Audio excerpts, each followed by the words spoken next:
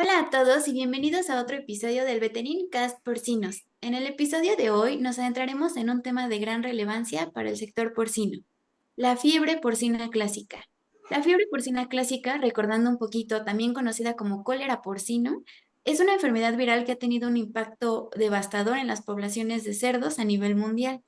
Y aunque México le ha hecho bastante frente a estos riesgos, la enfermedad plantea nuevos retos económicos y sanitarios que va a haber que atender. Entonces, en este episodio, desglosaremos qué es esta fiebre porcina clásica, cómo se transmite, los signos que debemos de vigilar y algunas medidas preventivas y de control para que pueden hacer la diferencia en compañía de nuestro invitado especial, el doctor José Carlos Rosales Ortega. Bienvenido, doctor. Buenas tardes. ¿Cómo se encuentra? Y muchísimas gracias por aceptar la invitación. Pues hola Jocelyn, me encuentro bien y pues listo para abordar este interesante tema, como bien dices, nada más partiendo de un hecho, es una enfermedad que ya quedó en el pasado. Entonces todo lo que digamos fue lo que ocurrió en el pasado y cómo llegamos o pudimos llegar a ser país libre y que ahora pues es una amenaza, como lo dijiste, pero pues hemos sabido hacer las cosas bien y seguimos siendo libres, lo cual nos abre la puerta para el mercado internacional. Vale, doctor. Justo en este proceso nos vamos a adentrar en una serie de preguntitas para acompañarnos los que nos están observando, cómo es que pasamos a ser un país libre precisamente de esta fiebre porcina clásica. Si le parece, doctor, entonces arrancamos con este episodio y para empezar de lleno con el tema, me gustaría preguntarle qué es la fiebre porcina clásica y cómo se diferencia de otras enfermedades porcinas. Bueno, mira, la fiebre porcina clásica o lo que en el pasado se llamaba cólera porcino, pues es una enfermedad viral causada por un virus que pues desde que ingresó al país en los 40 o 50, no recuerdo exactamente el dato de la fecha, causó como la principal enfermedad que afectaba a la porcicultura y que no se podía detener. Era una enfermedad que ingresaba a las granjas, causaba cuadros muy severos de enfermedad hemorrágica, los animales se veían, se iban deteriorando hasta que en poco tiempo, a veces en pocas horas, caían postrados, empezaban inclusive a arrojar secreciones sanguinolentas por nariz, por boca, por una diarrea, pues era una enfermedad que pues los colegas que estaban en aquella época participando en los servicios técnicos de granjas mencionaban con mucha razón huele a cólera. O sea, era una enfermedad que hasta despedían los animales un olor desagradable y esto era por todo lo que estaban sufriendo de una enfermedad septicémica y que ese es el cuadro y la mortalidad se daba a todas las edades o etapas reproductivas del animal. Entonces, pues así en grosso modo era lo que conocíamos como cólera porcino. Más adelante, bueno, se estuvieron haciendo pues diversas actividades o acciones para contrarrestar este mal. Se ensayaron muchos tipos de vacuna, etcétera, etcétera. Todo esto está muy bien redactado, descrito en varios seminarios, congresos, y otros eventos, tanto técnicos como científicos, por los investigadores y colegas que estuvieron pues, inmersos en este camino hacia la erradicación. Principalmente En lo que a vacunas se refiere, hay que destacar el papel que tuvo el doctor Pablo Correa, virólogo, investigador del Instituto de Investigaciones Pecuarias, lo que hoy es el INIFAP. Nos conocíamos como Palo Alto, porque él terminó de desarrollar el proyecto en México con la vacuna PAB 250. Y entonces, pues antes se estuvieron haciendo ensayos con muchos tipos de vacuna, pero finalmente con la PAB 250 fue con la que se logró erradicar. Adelante. Qué importante es todo lo que nos acaba de mencionar, doctor. Nos hace darnos cuenta de cómo repercutió e impactó la forma en la que llegó a nivel nacional. Y siguiendo entonces con esta línea y lo que comentaba, me gustaría que nos contara un poco de cómo es que se transmitía esta enfermedad en los cerdos.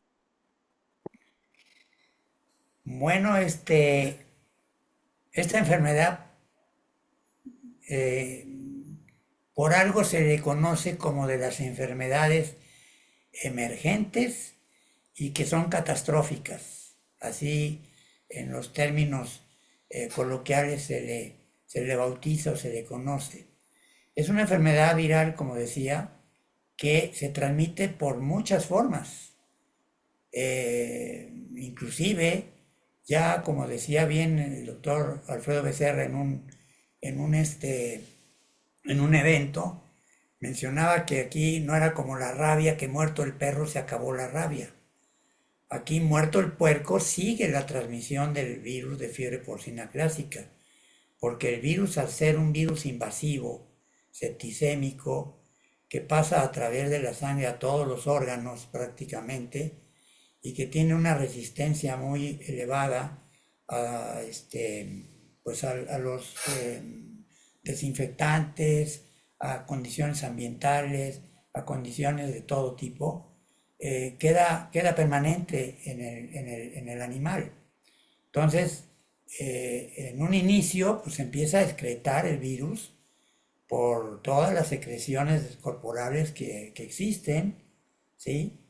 Más adelante, el animal pues empieza a crear un ambiente de contaminación ambiental muy elevado, la microbiosis famosa que conocemos, y entonces entran en juego otros elementos. Por ejemplo, bueno, hasta moscas podrían, a la hora de llegar a pararse en digamos, en un lugar donde hay sangre de un animal que está excretando y eliminando secreciones con sangre, y esa mosca va y se postra junto a un animal susceptible, pues en las patas y en las alas y en el cuerpo del insecto lleva el virus.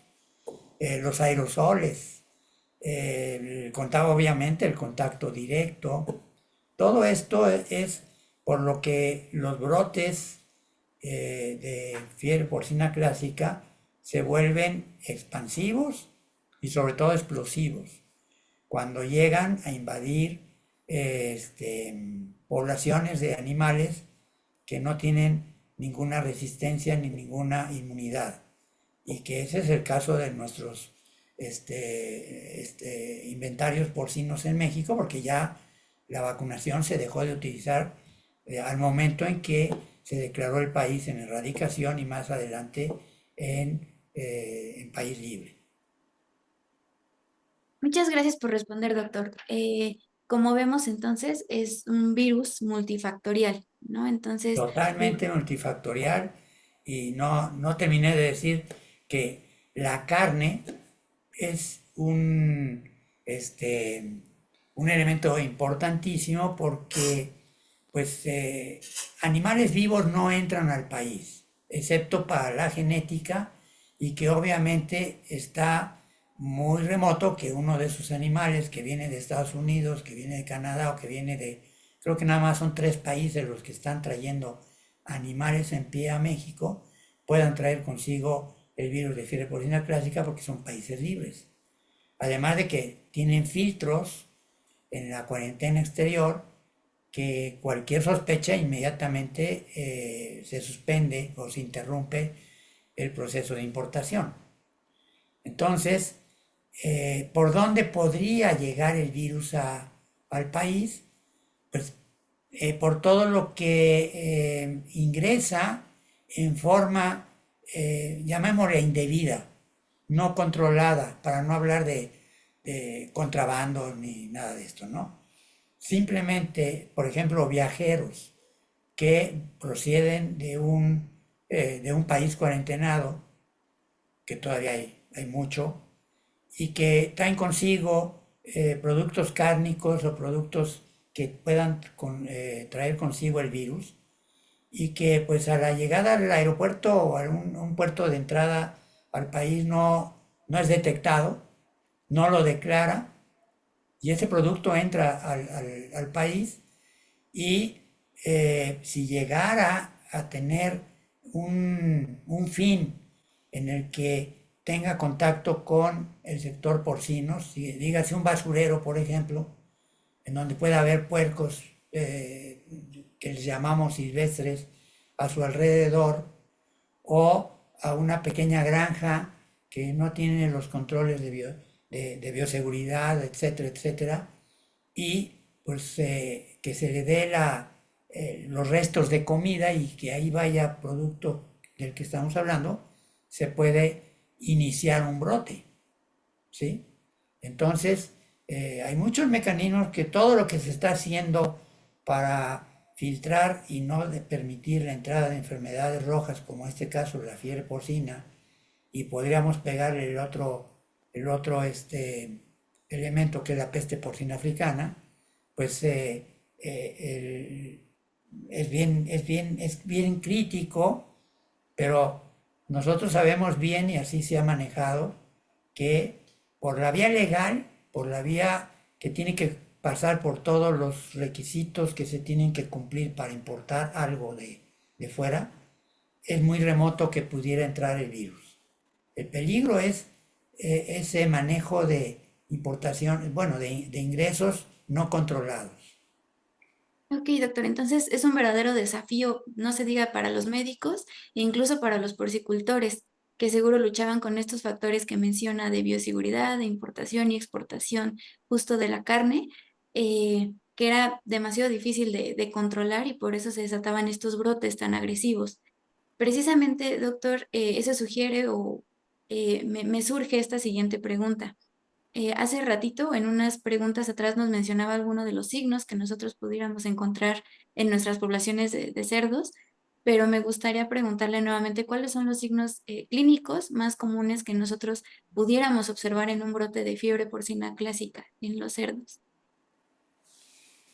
Bueno,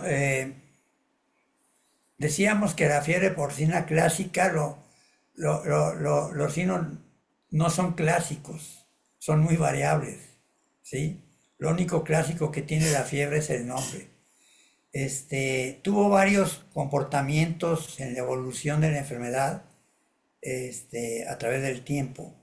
Al principio era sumamente agresiva y los puercos, como dije al principio, al inicio de esta plática, era que los animales presentaban un cuadro septicémico, había fiebre, había secreciones, había mucho de deterioro físico del animal, había diarrea, los animales se postraban, ya no accedían al alimento porque estaban caídos, bajaban obviamente de peso y pérdida de peso, pues si acaso se iban arrastrando o poco a poco acercando a zonas de donde hubiera, por ejemplo, los bebederos, donde podían refrescarse con el agua que caía, porque traían una fiebre muy elevada. Pero los animales morían en pocas horas, una vez que empezaban a mostrar los signos. Obviamente a la vista entraba uno y veía todas las zonas hemorrágicas, la piel enrojecida, empezando con petequias y más adelante prácticamente cianosis en todas las orejas, ijares, cuello. Era muy notorio esto. Y la gente la conocía. Entonces, El problema fue más adelante porque el virus como que fue perdiendo esa virulencia, pues no tanto la patogenicidad porque se seguía difundiendo por todos lados, o sea, la enfermedad el virus seguía causando enfermedad, pero como que ya no era tan severa. Y además empezamos a tener también la presencia de otros virus y de otros microorganismos que enmascaraban el cuadro, lo hacían más confuso y pues podríamos entonces hablar de la interacción con PIRS, la interacción con actinobacillus, un actinobacillus severo que también causa hemorragias, erisipela obviamente, salmonella, circovirus ya más tarde, pues un cóctel de microorganismos muy variado que enmascaraba un cuadro. Y con un fiebre porcina clásica más menos virulento, entonces los periodos de incubación se hacían más prolongados, la mortalidad tardaba más en aparecer, los animales ya, por ejemplo, al final de la campaña, había cepas de virus que circulaban y que pues no causaban la muerte como tradicionalmente lo conocimos en el pasado, sino más bien fueron los mismos porcicultores tienen su forma de lenguaje coloquial y decían se van secando, se van haciendo como pasitas, se van enflaqueciendo, peludos, ellos son los signos que dan, ¿no? Nosotros, si les hablamos en los términos médicos, luego muchas veces no nos entienden. Pero ya al final costaba mucho trabajo distinguir si era la circulación de un virus de estos de muy baja patogenicidad y virulencia o se trataba de algún otro agente patógeno como los que ya mencioné. Entonces, no sé si esto contesta la pregunta. Sí, doctor, muchísimas gracias. Vemos entonces que actualmente cuesta un poco de trabajo quizá fijar la enfermedad o fijar estos signos para nosotros poder localizarla y actuar a tiempo antes de que se desate o se ponga un poco más agresivo la situación en nuestra piara. Con esta agresividad que mencionaba en un inicio de esta enfermedad, claramente había una preocupación por las producciones y cómo las afectaba, pero más allá de afectar al animal como tal, me gustaría preguntarle, doctor, ¿cómo afectó económicamente? Es decir, ¿qué impacto económico puede tener o tuvieron los brotes de esta fiebre porcina clásica de manera general, que no lo pudiera comentar? Bueno, primero aclarar algo. Si llegara, y toco madera, a entrar el virus de fiebre porcina clásica, el comportamiento que traería este virus ya estaría más de acuerdo a qué tipo de cepa es. Porque la población que tenemos, el inventario porcino que existe en México, es 100% susceptible. Lo que pasó cuando fue la campaña y los últimos tiempos de campaña fue porque el virus se enfrentaba a una población que traía historial de mucha vacunación, mucho contacto con virus, traía memoria, células memoria que estaban circulando todavía y que pues el virus por eso fue, pues es un fenómeno natural que ocurre entre la relación huésped-parásito, desde un principio viéndolo, un enfoque epidemiológico. Los agentes en las últimas etapas de erradicación tienden a tener este comportamiento y no es exclusivo para fiebre porcina clásica, es para otras enfermedades, tanto de aves como de cerdos, como de bovinos y otras especies. Entonces, si llegara a ingresar este virus al país, el comportamiento sería pues ahora sí que muy diverso o difícil de poderlo asegurar. Tuvimos el ejemplo de peste porcina africana. Nosotros pensábamos que el virus de peste porcina africana, si llegara a América, cosa que ocurrió no en la plataforma continental, pero llegó a una isla, que es la isla de donde está República Dominicana y Haití, pues resultó que el virus ni fue, de acuerdo a los estudios que hizo el doctor Assad, de análisis de riesgo en Dominicana, ni fue origen chino, ¿sí? Pensábamos que si llegaba iba a ser un virus que en su lineaje pertenecía al tipo de virus en Asia, sino fue europeo, ¿sí? Y la segunda es que no tuvo la virulencia ni la patogenicidad que pensábamos. Y entonces el virus está circulando inclusive como circulaba el virus de fiebre porcina clásica en México, ¿sí? Causando morbilidades más bajas y mortalidades más reducidas. Entonces no sabemos qué tipo de virus pudiera estar circulando y que llegara primero, y que apostamos a que no llegue, obvio. Ahora, la pregunta de el impacto económico.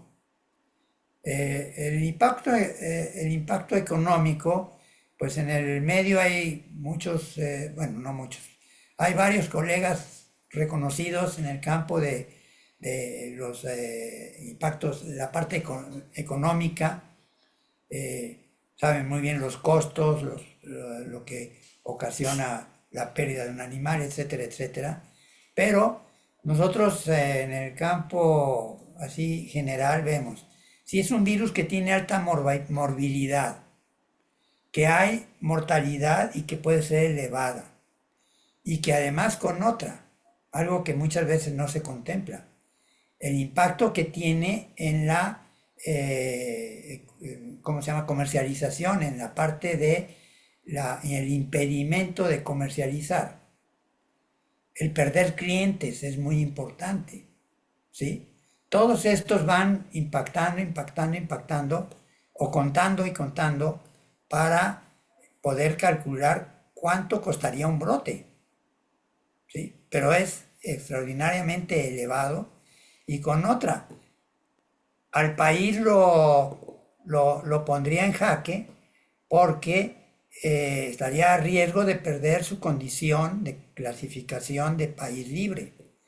Y al tener esta condición, pues se impediría el poder exportar. Y mucho de la producción porcina en el país descansa en las divisas que ingresan, la parte del valor que tiene la exportación de cerdo, no de cerdo, de productos del cerdo a los países socios comercialmente. Entonces sería catastrófico, por eso se llaman catastróficas las enfermedades como fiebre porcina clásica, el que llegara a tener presencia en México, ¿sí? Hace no mucho estuvimos intentando hacer un trabajo, el doctor Rafael Trueta, que es reconocido en el campo de la economía, y un servidor, para calcular cuánto cuesta despoblar una granja. Porque pues esto es importante saberlo y tenerlo bien digamos, bien estimado, porque a la hora de que ocurren los problemas y tenemos que recurrir al sacrificio, pues tenemos hasta para ver los cálculos de indemnización, tenemos que ver cómo un estimado de cuánto cuesta despoblar una granja.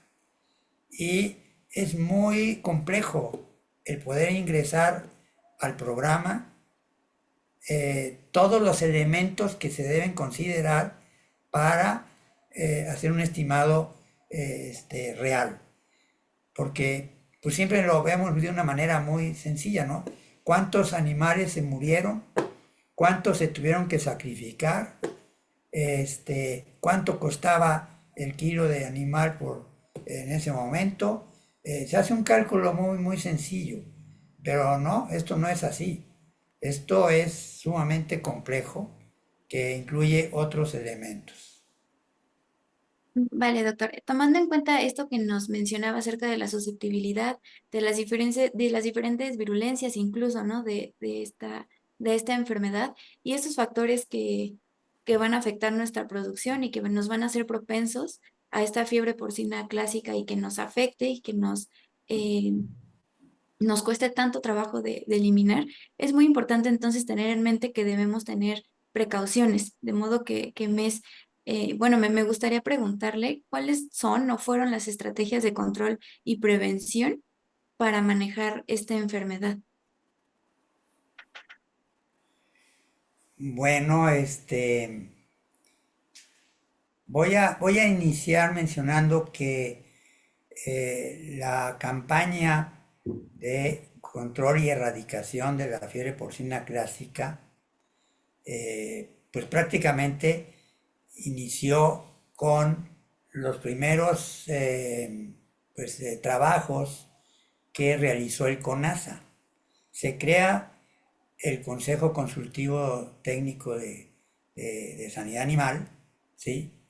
Por ahí de los noventas, principio de los noventas, y la primera tarea que se desarrolló en ese organismo, en ese consejo, pues fue que todos los comités que se dirigían hacia una especie animal desarrollaran las propuestas de norma oficial mexicana para las campañas, para que luego el CONAPROS fuera quien las entintara y ya se pudieran publicar en el diario oficial.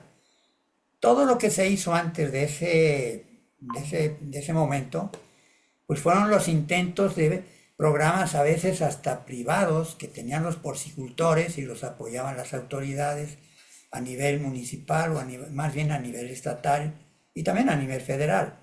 Pero ya como campaña fue a partir de que se publicaron las normas. Ahora, ¿cómo fue el procedimiento para poder eliminar o llegar a ser este país que erradicó la enfermedad, en este caso de fiebre porcina clásica? Pues fueron primero que nada 3 etapas. La primera etapa partió de un diagnóstico situacional, obviamente, para saber dónde sí, dónde no había tanto problema o más problema.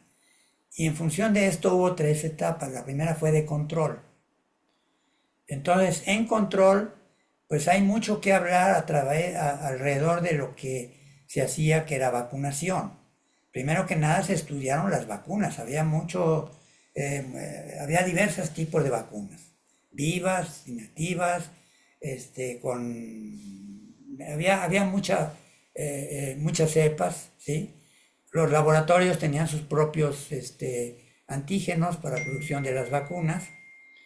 Y el Instituto de Investigaciones Pecuarias con el doctor Pablo Correa desarrolló el proyecto de la vacuna PAV250, que era una vacuna que ya no la pudieron terminar de desarrollar en Estados Unidos y que se la pasaron al doctor Pablo Correa y él en Palo Alto la terminó de desarrollar. Entonces esta vacuna se empezó a destacar que tenía un mejor resultado que las otras vacunas que se estaban comercializando en México. Inclusive hubo una época en que el doctor Antonio Morilla, también de Palo Alto, entró a una línea de investigación para evaluar las vacunas que estaban en el mercado. Y finalmente, pues después de de mucha investigación y también de mucha discrepancia y muy polémica la situación, porque esto de alguna forma impactaba en la parte económica, porque el que dijera nada más esta vacuna va a tener el mercado en México, pues fue muy difícil poderlo lograr. Se logró gracias a una conciliación de conocimientos y de intereses. Le llamamos a esa reunión la reunión de los Juanes, porque en ese momento el doctor Juan Gay era Campañas y el doctor Juan Garza era Pronavive, y entonces la vacuna la estaba haciendo Pronavive, esa vacuna que se inició haciendo en el instituto, pasó a la productora de biológicos veterinarios, Pronavive, y finalmente se decidió que la campaña iba a autorizar únicamente la vacunación con PAB 250. Y ahí inició toda la etapa de control. Y se fueron haciendo las labores de regionalización y zonificación para ir viendo dónde ya no había fiebre porcina clásica, ya no se detectaba y la íbamos declarando en erradicación y se suspendía la vacunación. Y así poco a poco, hay muchos trabajos y publicaciones también que hablan de cómo fue avanzando la vacuna la campaña de fiebre porcina clásica y que a la par traía las otras campañas, ¿no? Principalmente la de Auyeski, pero pues en aves también traían lo suyo, etcétera, etcétera. Entonces, la, la, la segunda etapa, una vez que se declaraba como que ya no había fiebre porcina clásica y se comprobaba, era la etapa de erradicación. En la etapa de erradicación entraba todo lo que es vigilancia. No se vacunaba, ya no se comercializaba nada de vacuna y se dejaba de vacunar, obviamente, y se inspeccionaba y se vigilaban los rastros, las granjas, etcétera, etcétera. Fue un trabajo muy, muy arduo, muy, muy arduo. Se logró gracias a la fortaleza de la infraestructura que se tenía ya en el país, a través de los comités, a través de los programas de emergencia de sanidad animal, a través de muchas cosas. Y mucha concientización, mucha sensibilidad a los productores, a los médicos y demás, para que colaboraran. Y algo que pues todavía no se logra al 100, pero va caminando bien, es la notificación. Todavía hay mucha sigilo, mucho miedo, mucho temor a declarar o a notificar. Entonces, pues esa era la etapa de erradicación. Si en un año no había nada y todo estaba en paz, esa zona se declaraba libre. Entonces, con estas tres etapas se fue avanzando, avanzando, avanzando hasta lograr que todo el país quedara libre. Y ya en el 2009 se hizo la ceremonia de declaratoria de erradicación de la fiebre porcina clásica en una ceremonia muy, muy emotiva allá en Guadalajara, donde se le hizo un amplio reconocimiento al doctor Pablo Correa, que ya se le veía mermado de la salud, y bueno, finalmente se logró. Y el reconocimiento de la OIE, hoy la OMSA, vino tiempo después. Muchas gracias, doctor. De acuerdo a lo que nos mencionaba sobre la campaña, las etapas que surgieron para controlar esta enfermedad, así como de las acciones que tuvieron tanto a nivel gubernamental como a nivel universidades, profesionistas e instituciones privadas que colaboraron para lograr esto, podemos darnos cuenta que todo tuvo frutos, ¿no? Ya que ahora somos un país libre de esta enfermedad, pero me gustaría comentarle y que nos aclarara un poquito esta parte, doctor, situándonos en el presente, hay medidas que pudieran tomar los porcicultores que nos están viendo para proteger sus granjas de esta fiebre porcina clásica. Claro que hay medidas. Nosotros para fiebre porcina clásica y otras enfermedades exóticas tenemos en el país, a través de la Dirección General de Sanidad Animal, Senacica, existen los planes de emergencia y los programas de vigilancia. Entonces, para estas enfermedades lo único que se puede hacer es la vigilancia. Ya no se puede vacunar, ya. Es más, el diagnóstico cae en competencia de la autoridad. Aquí mismo en la universidad no podemos hacer diagnóstico contra fiebre porcina clásica. Todo tiene que pasar a la competencia oficial de sanidad animal. Entonces las sospechas se manejan a través de la notificación, que es muy importante, la investigación epidemiológica en campo, las tomas de muestra y de inmediato poder confirmar o descartar el diagnóstico. Entonces, ¿qué se está haciendo?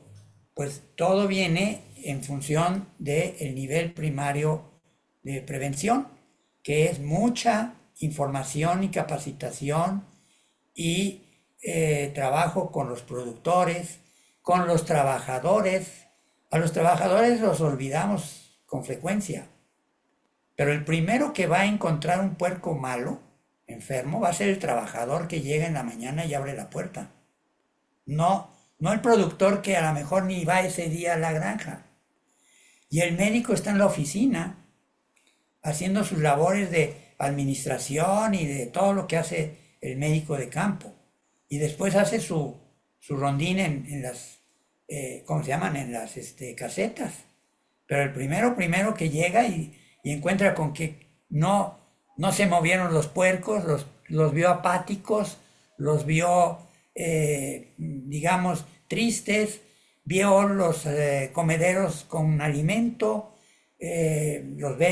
los nota raro, atípicos. En ese momento él tiene que ir corriendo a la oficina del médico y decirle, oiga, algo hay en la caseta que los puercos andan raros.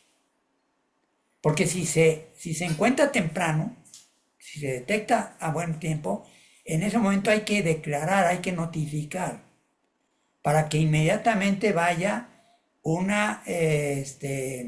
digamos, un grupo de compañeros que están haciendo la labor de vigilancia con los comités y hagan toda la investigación de campo.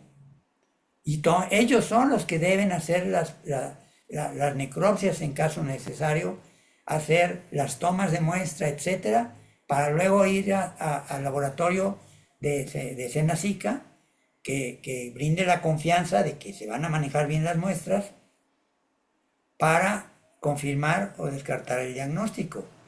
E inmediatamente se hace una cuarentena, como se dice, precautoria, que es algo que le tiene miedo a la gente, que por eso no notifica.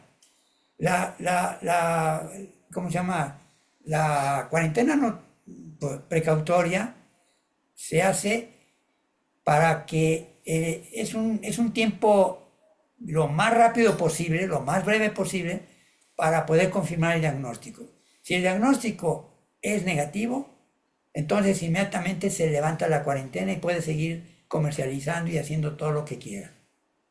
Entonces, esas son las cosas que se están haciendo y pues se trabaja mucho con los eventos que hay de los AMBEC regionales, los AMBEC nacional, los días del porcicultor o las convenciones de los porcicultores. Las universidades hacen continuamente eventos, la industria farmacéutica hace lo suyo también, en todos los niveles, para estar, llamémosle, bombardeando al involucrado para que no nos confiemos. Eso es lo que se está haciendo.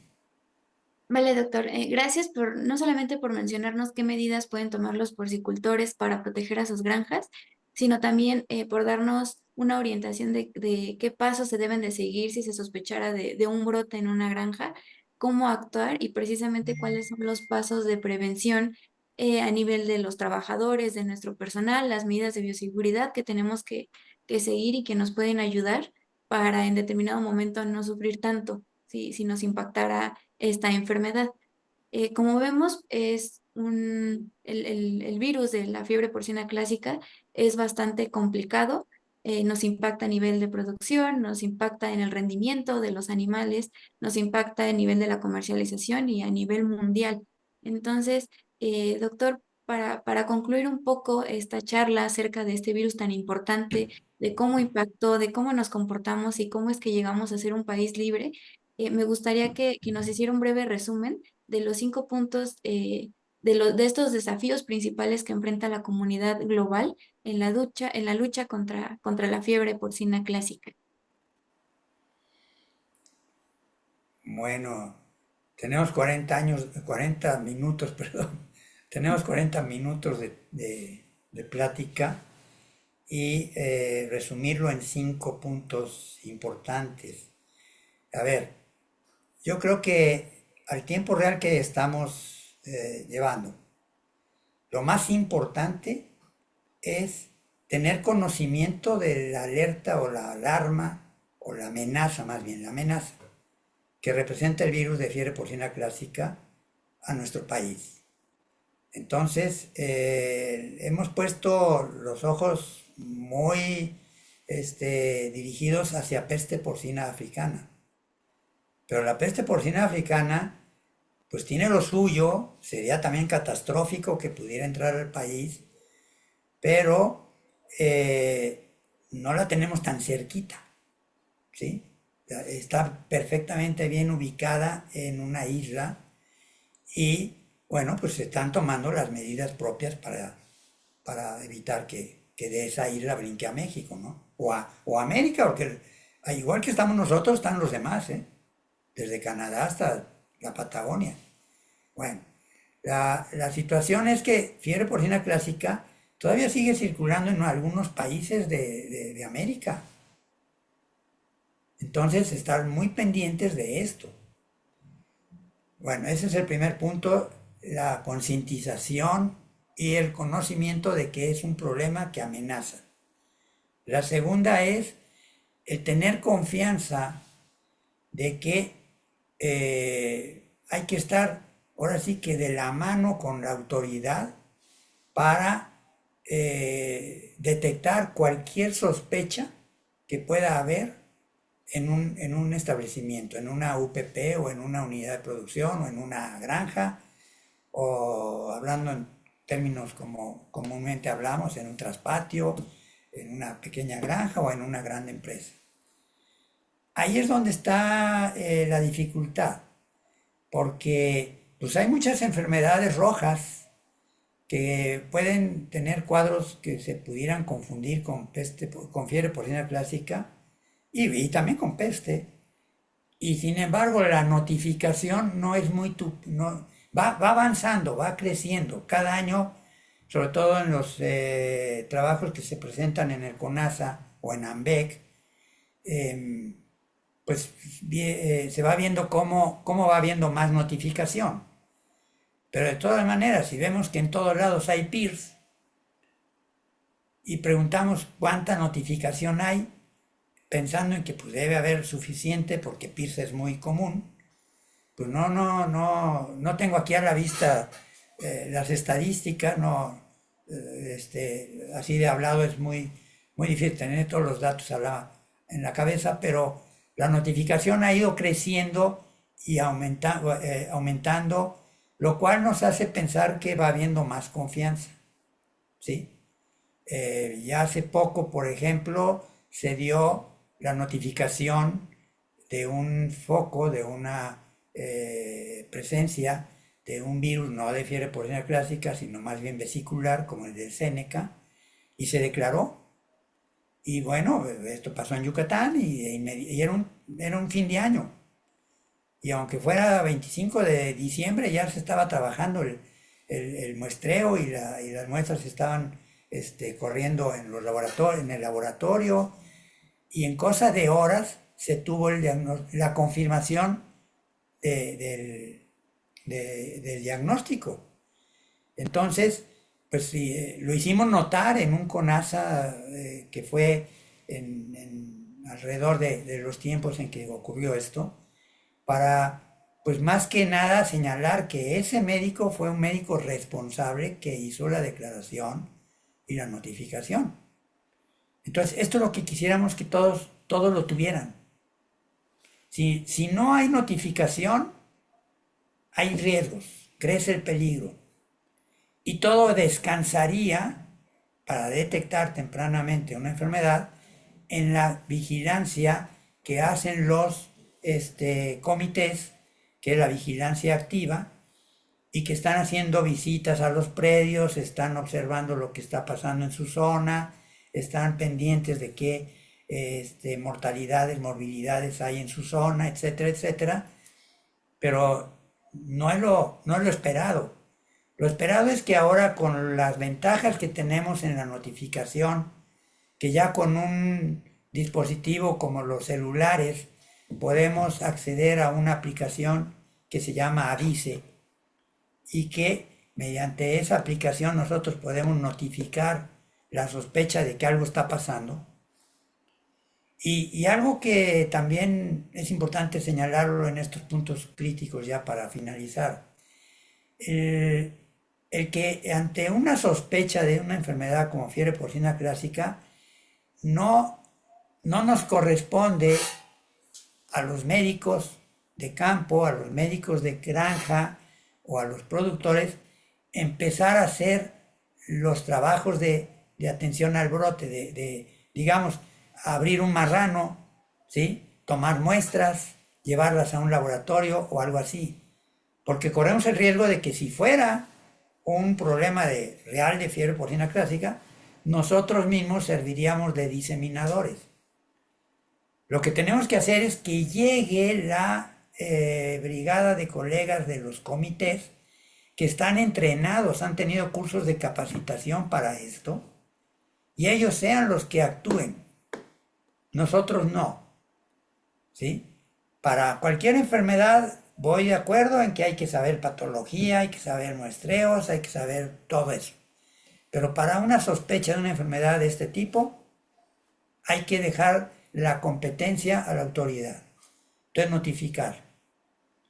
Y pues realmente es la base de qué es lo que sería bueno que quede en la mente de los productores o de los que vayan a ver ¿cómo se llama? El, El el podcast. video de esta plática y que pues quedamos a las órdenes, a disposición para cualquier consulta, para cualquier duda o aclaración al respecto. Muchas gracias, doctor, por responder esta y todas las demás preguntas. Como ya vimos, es un tema bastante largo. Desgraciadamente, ahorita tenemos solamente estos minutos para hablar de este virus tan agresivo y de su impacto, el impacto que tuvo y que pudiera tener en un futuro si es que no seguimos medidas de bioseguridad y de notificación, como bien lo menciona. Le quiero agradecer muchísimo, doctor, por darnos un poquito de su tiempo y transmitirnos sus conocimientos en esta área que es tan importante y que nos puede impactar de manera tan severa en la industria porcina. Pues gracias a ustedes por la invitación y mucho, mucho éxito porque la labor que desempeñan ustedes es, es necesaria. Ustedes son los amplificadores de la generación de información que uno tiene. Uno transmite conocimiento que adquiere a través de las investigaciones, del curso, la vida académica, ¿no? Digamos, la vida de investigación, pero pues ustedes son los que la amplifican, los que la dan a conocer. Entonces tienen sus seguidores y nosotros, pues, nuestros alumnos todavía están muy, muy verdes en esto y qué bueno que se está llevando a cabo esta labor. Felicidades. Muchas gracias, doctor. Esperemos seguir difundiendo esta información. Como bien lo menciona, afortunadamente ya hay muchos medios. Está el AMBEC, están conferencias, están jornadas, ¿no? En donde se les invita a participar para que conozcan un poquito más acerca de estas enfermedades, de esta y más, ¿no? Que son importantes en la industria porcina. Entonces, nuevamente le agradezco muchísimo, doctor. Y pues así llegamos al final de otro episodio en este Veterincas Porcinos, donde de manera muy resumida hemos tocado los aspectos críticos de esta amenaza epidémica de la fiebre porcina clásica. Hemos explorado su impacto devastador en la industria, las medidas de control y prevención que se han implementado y los esfuerzos internacionales para contener y erradicar este virus que pone en riesgo no solo la seguridad alimentaria global, eh, sino que como tal todo el rendimiento y justo el bienestar incluso de los animales. Pues eso sería todo, doctor. Muchísimas gracias.